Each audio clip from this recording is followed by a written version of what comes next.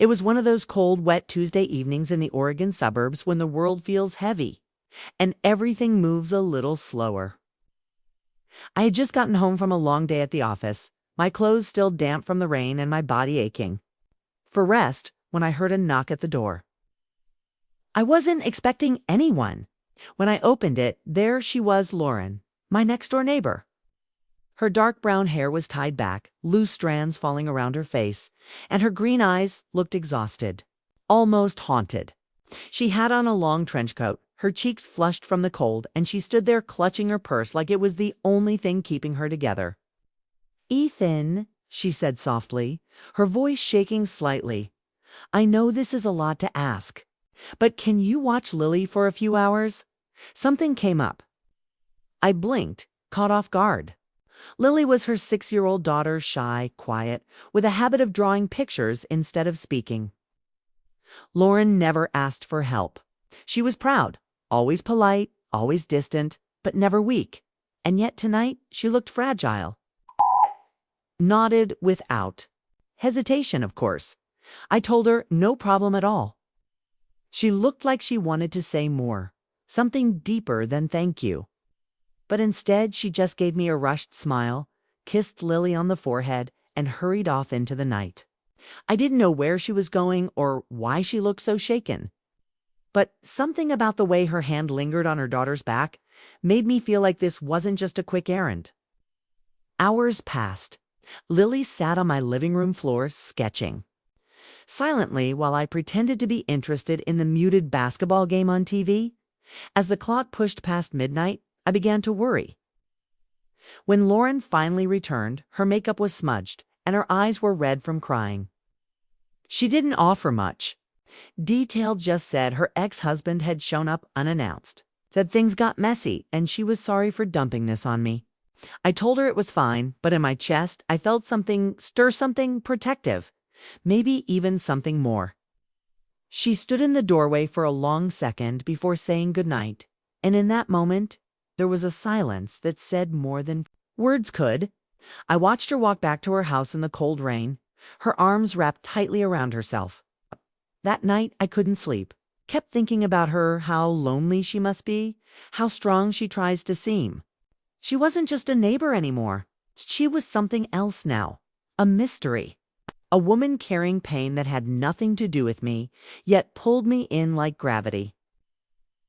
I remembered her laugh from months ago when we passed each other at the mailbox and made small talk about the weather. I remembered how her lips curved when she smiled and how fast she looked away when our eyes met for too long. I never thought much of her before that night, just another single mom trying to get by. But now I couldn't stop thinking about her. Not just her beauty, but the sadness behind it. The way she tried to hold her world together with quiet strength. That night, something changed between us. It wasn't love. Not yet, but it was a crack in the wall. A moment that opened the door to something deeper. What started as a simple favor, watching her little girl for a few hours, was turning into something neither of us could have seen coming. And I had no idea just how much that knock on my door was about to change my life. Asterisk after that night, something shifted between Lauren and me, even if neither of us said it out loud. It was subtle at first glances that lasted a little longer. Soft smiles exchanged over the fence, small talk that slowly turned into real conversations.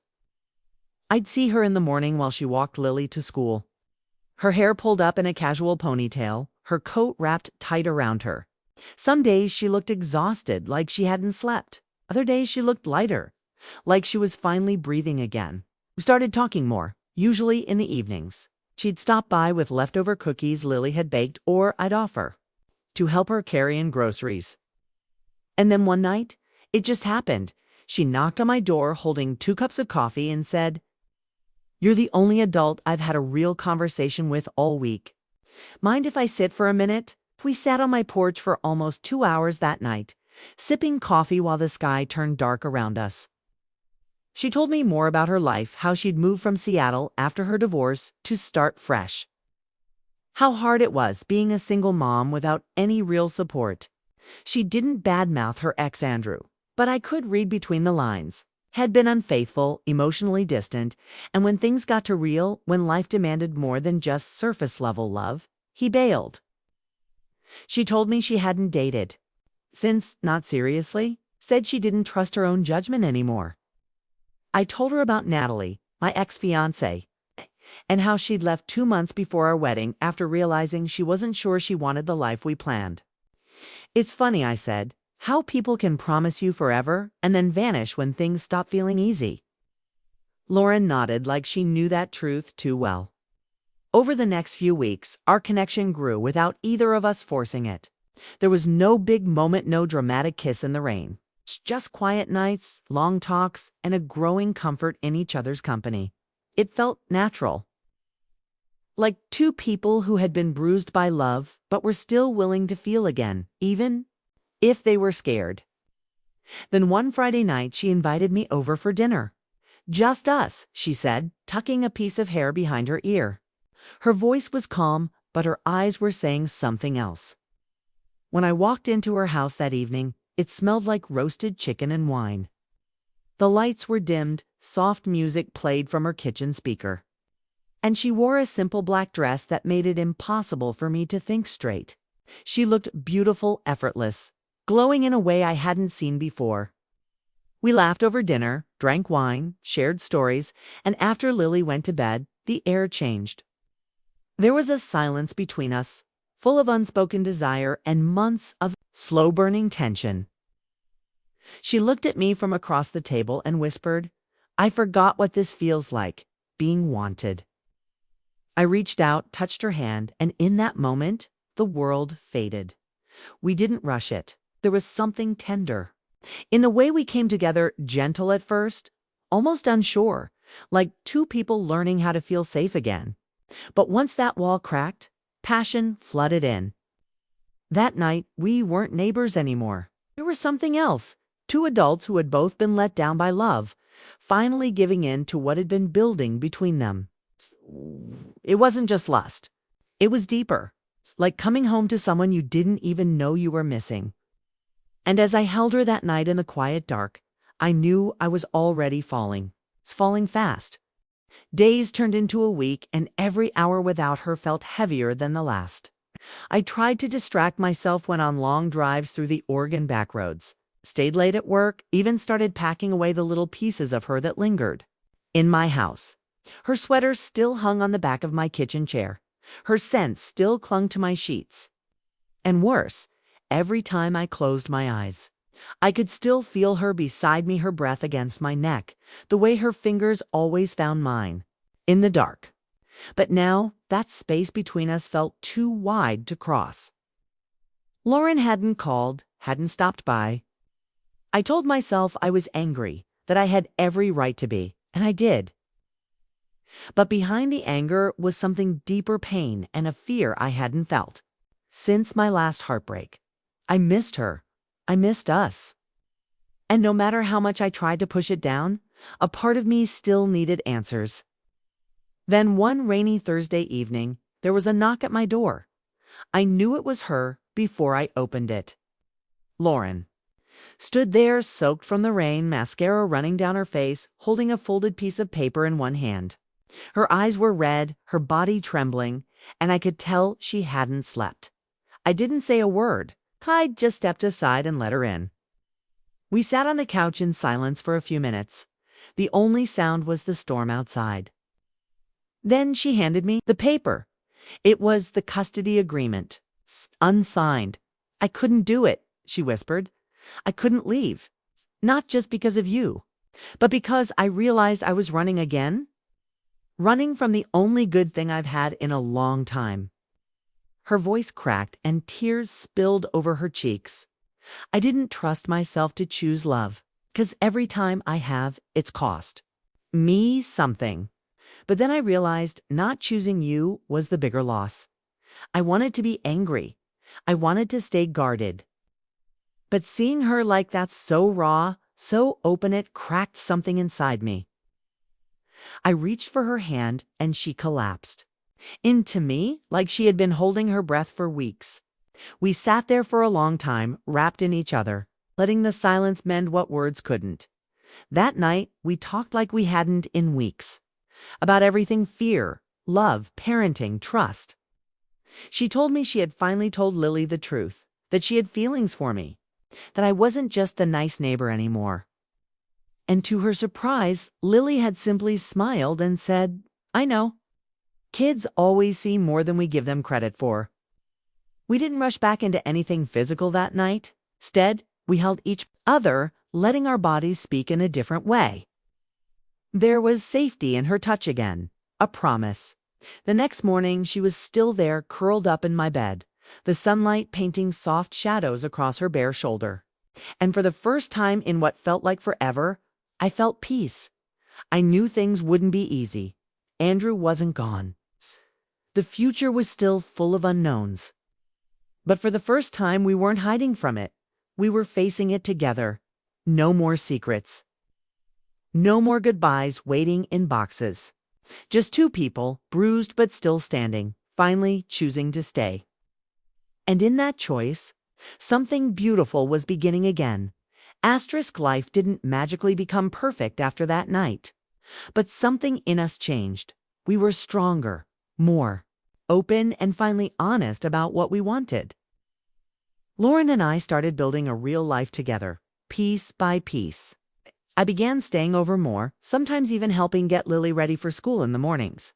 She started leaving little notes for me in my truck, simple things like "drive safe" or "missed you last night." And I'd find myself smiling like a kid again. On weekends, we'd all go to the farmer's market or take Lily to the lake. We weren't rushing anything, but it felt real, like we were quietly becoming a family. Even Andrew's shadow, though still there, didn't feel as heavy. Lauren had finally stood up to him. She got a lawyer, made it clear she wasn't moving, and filed for full custody. She was scared, but she was fierce, and I admired her more than ever. I supported her however I could, legally, emotionally, just by being present. And slowly, the fear that once ruled her life started to lose its grip.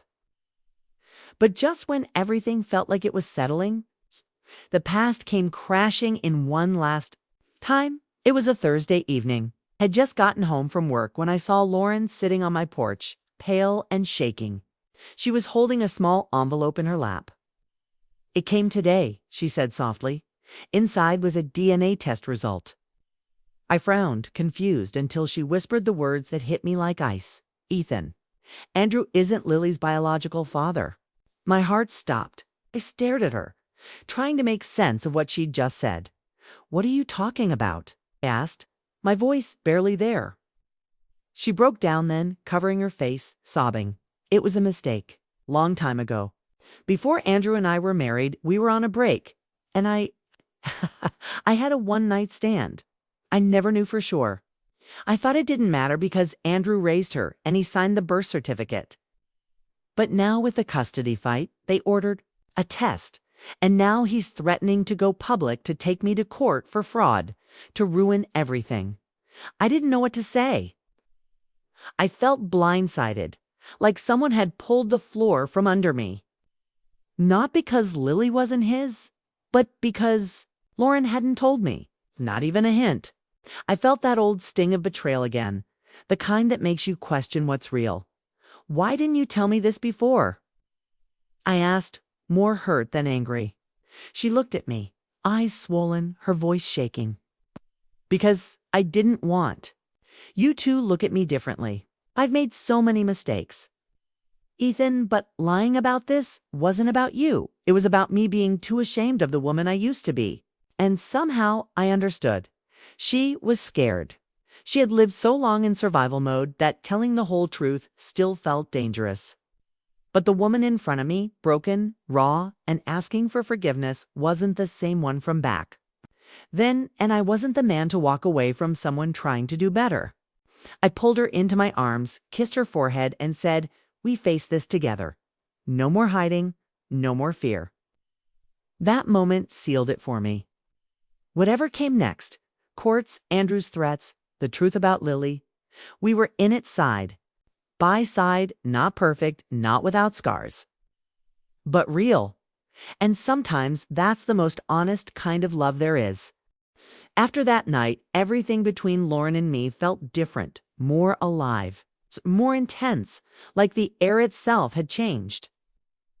What started as comfort slowly became something deeper, something that couldn't be undone. We were no longer just two neighbors who shared quiet conversations and coffee. We were lovers now, tangled in each other's lives, bodies, and hearts. Every touch, every kiss between us carried more than just heat it, carried the pain we both had lived through, the loneliness we had been trying to escape for years. We found peace in each other in the quiet moments between dusk and dawn when the rest of the world faded. Lauren would sometimes sneak over after Lily went to sleep, slipping into my arms like it was the only place she felt safe. And in those early morning hours when the sun began to rise, I'd watch her lying beside me, her face soft, her guard down, her fingers still wrapped around me, and I'd wonder how I ever went so long without her. It wasn't just sex, though the passion between us burned hotter than anything I'd felt in a long time. It was something more, something raw and emotional. We'd make love like we were trying to heal each other, like our bodies were the only language we trusted anymore. She'd whisper things she'd never told anyone, and I'd listen, not just with my ears, but with everything I had. We didn't label what we had, we didn't talk about the future. But we fell into a rhythm, a quiet, beautiful routine that felt like a secret world. During the day, we kept things normal for Lily's sake. I was just Mr. Ethan, the nice neighbor who helped fix broken shelves or made her laugh with silly jokes. But at night, behind closed doors, Lauren and I were something else entirely. She would leave one of her sweaters at my place, and I'd hold it when she wasn't around. I started looking forward to every sunset because it usually meant she'd be in my arms soon. And the more time we spent together, the harder it became to imagine life without her. But still, we kept it quiet. She wasn't ready to explain things to Lily, and I understood. The world had already taken so much from both of them. We didn't want to add confusion to the list. And maybe, deep down, we were afraid to make it official, to say it out loud, to admit how much we were already risking. Some nights, I'd catch her staring out the window, lost in thought. When I asked what she was thinking, she'd smile and say, "Nothing." But I knew better. There were still shadows in her eyes, wounds that hadn't healed. I knew she carried fear, especially when it came to trusting someone again. And truthfully, so did I. But even with all the hesitation and silence, we kept choosing each other, night after night. And with every passing day, I felt myself falling deeper, no matter how much I tried to stay grounded. This wasn't some wild fling or temporary distraction. It was real. We were two people who had been broken by the ones who promised to love us, finding something beautiful in the wreckage. It scared me how much I wanted her. It scared me how much I needed her. But what scared me more is the feeling that I was already in too deep to ever walk away. And I had no idea just how much deeper things were about to get. Asterisk, it was a calm Saturday morning when everything started to shift quiet in that eerie way that makes your stomach uneasy. Like the calm before a storm was pulling weeds from the front yard when I noticed a black SUV parked across the street. It wasn't a car I recognized. Inside, a man sat with sunglasses on, not moving, just watching. My gut told me something was off. When I mentioned it to Lauren later that day, the color drained from her face. She didn't have to say his name, I already knew. "Andrew," she whispered, her voice low and tight. Her ex-husband. The one she rarely spoke of, except in pieces, like scattered puzzle parts too painful to put back together. She finally opened up that night. We sat on her back porch, the sun setting behind us, and she told me how Andrew had been slowly creeping back into her life, uninvited, unwelcome. He'd been calling from blocked numbers, showing up near her job, sending vague messages about wanting to talk things over. She thought maybe he'd go away on his own, but now she realized he was getting bolder. "He wants Lily," she said softly, her hands trembling around her coffee mug. He doesn't care about her. He just wants to control me again. I felt rage bubble up inside me, a kind I hadn't felt in years. She didn't deserve this. Lily didn't deserve this. I wanted to protect them both more than I'd ever wanted anything. But then came the secret I didn't expect. Few days later, I was helping Lauren fix a loose cabinet door in her garage. While looking for tools, I found a cardboard box tucked away behind an old stroller. It was labeled Private Court Docs. I shouldn't have opened it, I know. But my heart was already tangled up in this woman, and something didn't feel right. Inside were legal documents, emails from lawyers, and a letter that hit me like a punch in the chest. Andrew's legal team had offered her a deal: shared custody. No more accusations and no court battle if. She agreed to move with Lily to Montana, where he was now living. And she had accepted weeks ago, without telling me. I felt sick, confused, betrayed. I didn't even know who I was looking at anymore. That night I confronted her. She didn't deny it. Her eyes filled with tears, her voice cracked as she tried to explain. "I didn't tell you because I didn't think we'd last," she said. "You've been amazing, Ethan. But I thought one day you'd leave like everyone else. I couldn't risk planning my life around something that might disappear." Her words hit me in the worst way.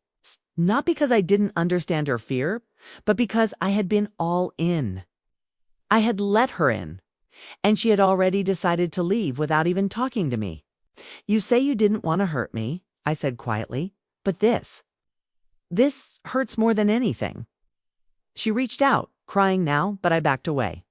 That moment, standing there in her garage, surrounded by her silence and my heartbreak, felt like something breaking between us.